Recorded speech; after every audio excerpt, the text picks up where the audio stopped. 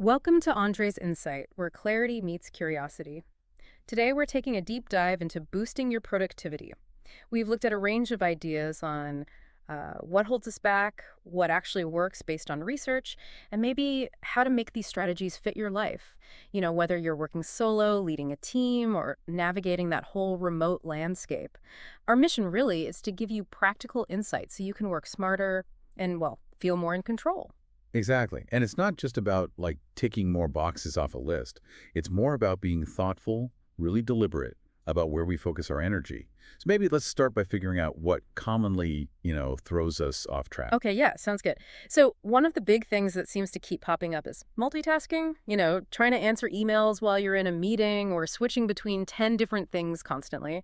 And it turns out our brains aren't really built for that rapid switching. Yeah, there's something called switch cost, which is really fascinating here. Hmm. Think of it like this tiny mental penalty. Every single time you jump from one task to another, your brain needs a sec, just a moment, to refocus. And these little moments, they really add up during the day. Ah, And okay. that can lead to more mistakes, lower quality work, and just that feeling of being mentally wiped out. Right. It's like trying to watch two different movies at the same time. You just miss important bits in both. That makes perfect sense. It's like when you're driving and you instinctively turn down the music when you're trying to park, right? Your brain is basically saying, hey, I need all my focus right here. Precisely. Another major roadblock seems to be a lack of clear expectations, just not knowing what you're supposed to be doing. Oh, that's so true. And it often connects directly to poor communication, Hmm. especially now, with more people working remotely or in hybrid teams, making sure everyone understands their roles and knows where to find key info, how to keep each other updated. Mm-hmm. It's vital. Without that clarity, you just end up spinning your wheels, wasting time trying to figure out what you're even supposed to be doing. And it's not just about individual tasks, is it? Like unnecessary bureaucracy can really slow everything down. Oh, absolutely. When teams don't have the freedom to act within reasonable guidelines, and everything needs layers and layers of approval. Ugh, yeah, Oh no. creates bottlenecks, and it can be incredibly frustrating for everyone involved. Right. Think of it like trying to run a race through thick mud. It just wastes energy and time. Empowering teams, giving them the autonomy to make decisions within clear boundaries, that can really boost efficiency. Then, on a more personal level, we're constantly fighting distractions. The pull of notifications, social media, we all know the drill. We do indeed. And it's not just when we actively look at them, right? Apparently, even just having your phone nearby can pull your focus. Exactly. There are studies, actually, that have shown that just the presence of a smartphone, even if it's turned off, can subtly reduce your ability to concentrate. Wow. Yeah, it's like a little mental magnet, sort of constantly trying to pull your attention away. Huh. Okay. Then there's just poor time management itself. This can show up in so many ways, like struggling to prioritize what's important, or just feeling like the day vanished and you got nothing done. It really comes down to being intentional, doesn't it? Without a conscious effort to, plan and manage our time, it's just too easy to get swept up in things that aren't really moving the needle. It's about being the pilot of your day, maybe, not just a passenger along for the ride. That's a good way to put it. And for people in leadership roles, micromanagement can really crush productivity. Oh, definitely. It doesn't just frustrate employees, it stops them from developing their own skills and taking ownership. Micromanagement basically sends a signal of distrust, which is incredibly demotivating. Huh. Plus, it takes up valuable time for the manager, time they could be using for more strategic thinking. Right. And it's not just within teams. A lack of collaboration between different teams in a company can create silos. Yeah, silos, duplicated efforts, a lot of wasted resources. It's like different parts of the company all trying to solve the same puzzle separately instead of putting their heads together. Exactly. Yeah. It's inefficient, and you can end up with really inconsistent results. And finally, maybe thinking more about production environments, things like poor planning, not having the right materials, quality issues, equipment breaking down, constant changes. Oh, yeah. Those can really disrupt the flow and just kill productivity. Absolutely. In those settings, everything's connected. A snag in one little area can have this huge domino effect down the line.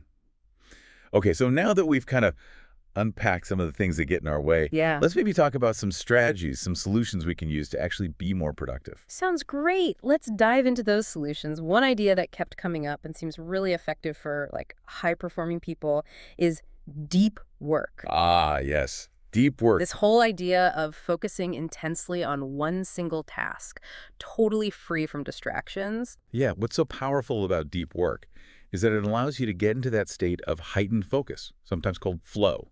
Mm. When you minimize those distractions, your brain can fully engage with complex stuff.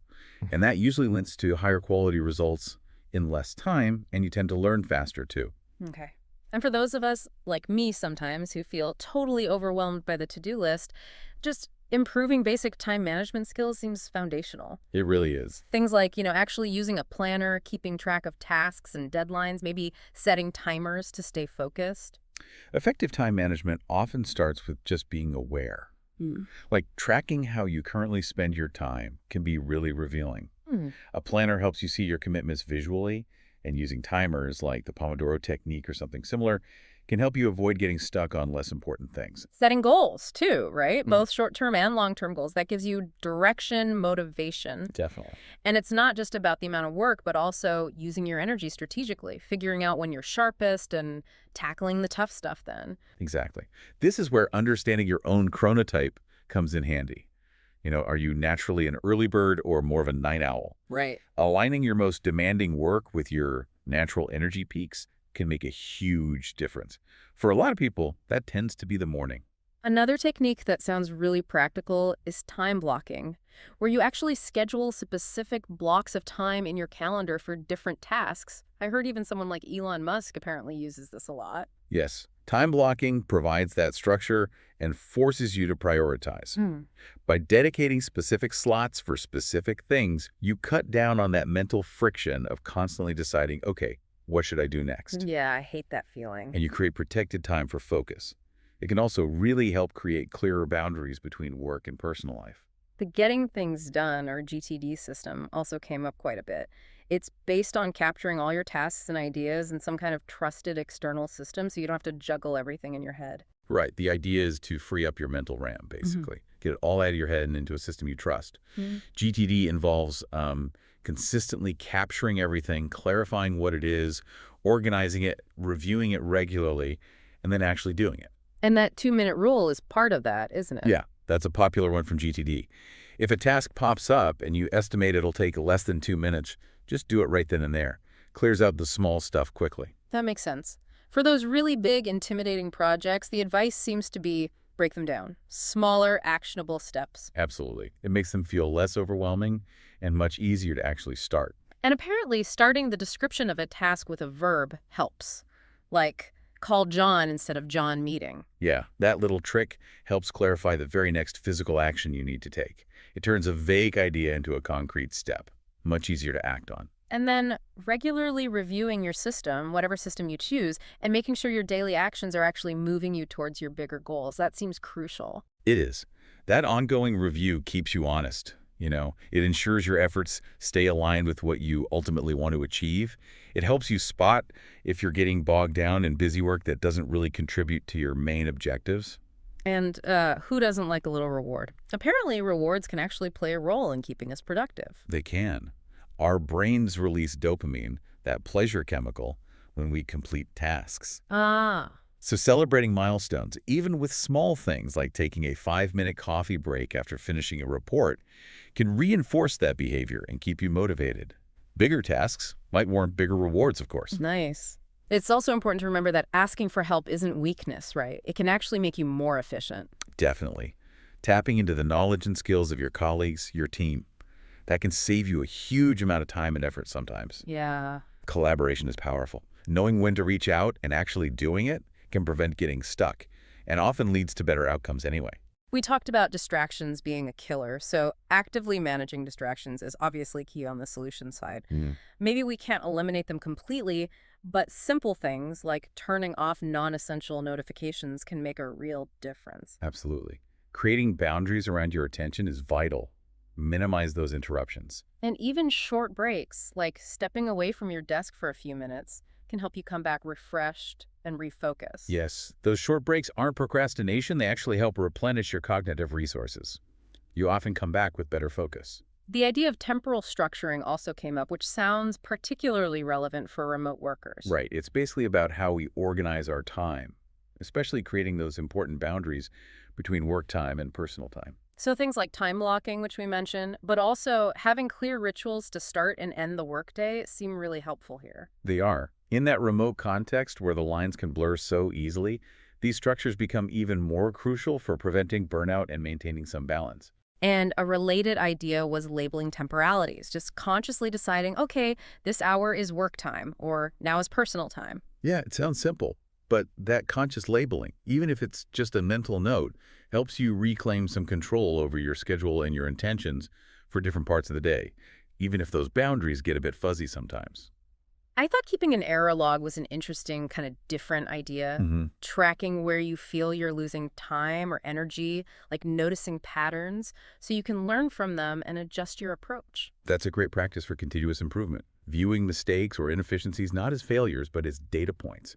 An error log helps you see where the friction is in your workflow so you can make smarter adjustments. And for those of us drowning in email, the inbox zero method was mentioned. Ah, the holy grail for some. Right. It's about processing emails efficiently at specific times, not letting them constantly interrupt you all day. Exactly. It's about taking control of your email instead of letting it control you. Hmm. It involves having a system. Process everything, respond quickly if needed, delegate, delete, or archive, aiming to keep that inbox clear. Minimizes the constant distraction. And the concept of who's got the monkey, that's a memorable one. Ah, It's yes. about effective delegation, right? Yeah. Making sure you're not accidentally taking on tasks that really belong to other people. Exactly. The monkey is the task or the responsibility. The core idea is ensuring the responsibility stays with the right person, and you're not collecting everyone else's monkeys on your back. Good visual. Finally, the POCC technique was mentioned. POSECC. Right. That stands for prioritize, organizing, streamlining, economizing, contributing, and checking. It's basically a structured framework, kind of a checklist, Yeah. to think about managing your tasks in a more holistic way, rooted in concepts like Maslow's hierarchy. Okay, interesting. Let's maybe zoom in a bit on tailoring productivity for remote work, since that's such a big part of life for so many people now. Yeah, definitely relevant. It has its own unique challenges, doesn't it? Like those distractions at home are different, maybe harder to manage, and there's the potential for feeling isolated. Absolutely. While the flexibility is often seen as a huge plus, those challenges are very real. Home distractions, yeah, they can be tougher.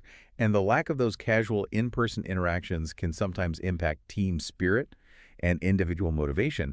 Plus, maintaining that work-life balance boundary can be really tricky when your office is also your living room.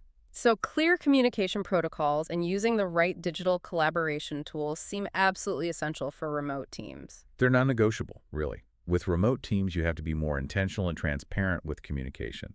And having the right tools for project management, chat, video calls, shared documents, that's crucial for keeping everyone aligned and productive. And it sounds like companies or managers should really focus more on performance metrics based on outcomes rather than just counting hours logged in.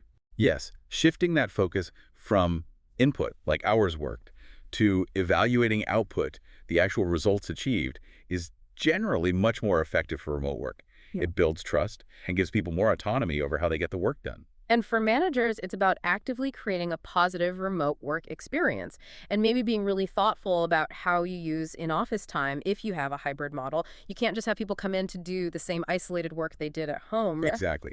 In-office days should have a clear purpose.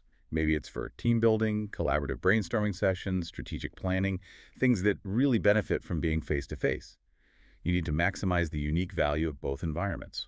And for those of us working remotely, it's kind of on us too, isn't it? To proactively manage communication, maybe schedule digital detox time to protect our personal lives. Yeah, absolutely. And continuously develop those specific skills needed to thrive in a remote setup. Like effective virtual communication, self-discipline, managing your own schedule. Exactly. Taking ownership of your remote work experience, setting boundaries, managing your digital tools wisely, and learning what works best for you. That's key for long-term success and well-being. Okay, finally, let's just briefly touch on this connection between productivity and innovation. It was interesting that even super productive people emphasize stepping away from the work sometimes. Rest and reflection seem key for creativity. Yes, that's a crucial point. Even the most driven individuals recognize that constant doing isn't where the best ideas come from. Those periods of rest, reflection, even boredom allow your subconscious mind to work, new perspectives to emerge, and those creative connections to happen. We heard about Nobel laureates talking about taking breaks, like going for a walk to get fresh insights on tricky problems. Mhm. And Bill Gates famously has his think weeks, these periods of total isolation just for reading, thinking, reflecting. He apparently even uses time blocking during those weeks to maximize deep concentration. These examples really underscore that strategic breaks and dedicated time for focused thinking aren't just nice-to-haves. They're essential ingredients for sustained high performance and for generating genuinely innovative ideas. You need space for your brain to breathe. So, wrapping this all up, what does this mean for you, the listener? Ultimately, boosting your productivity isn't about finding the one perfect, rigid method and sticking to it no matter what. Not at all. It seems much more about understanding the common things that trip us up, experimenting with the different strategies we've talked about, and really finding what clicks with your individual needs, your work style, and just your life circumstances right now. Exactly. Whether you decide to try embracing type work, maybe implement some time blocking, finally get a handle on your email inbox, or maybe just become a bit more mindful about how you spend your time each day. The key really is to be intentional and to see it as an ongoing process of learning and adapting. What works today might need tweaking tomorrow. Yeah, that's a great point. So here's maybe a final thought for you to consider. Think about one small change, just one little tweak you could implement, maybe even starting today based on something we discussed. What's one productivity saboteur you could try to tackle, or one new technique you're curious enough to try out? We really encourage you to explore these ideas further and discover what helps you unlock your most effective, focused, and maybe even more relaxed self.